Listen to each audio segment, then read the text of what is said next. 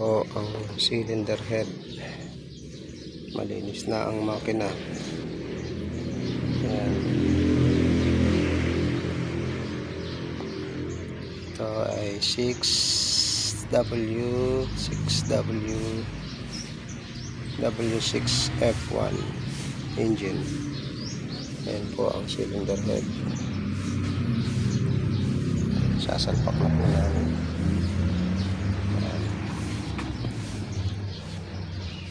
Sinukat ko po yung cylinder head gasket. Okay naman.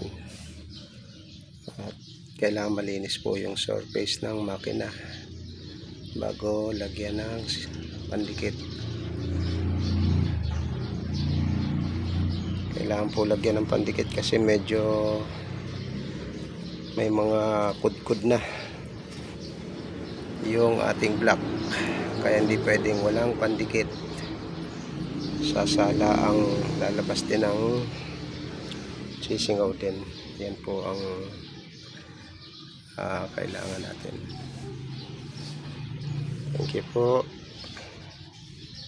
Salamat po sa suporta mga kapatid. Like and subscribe po.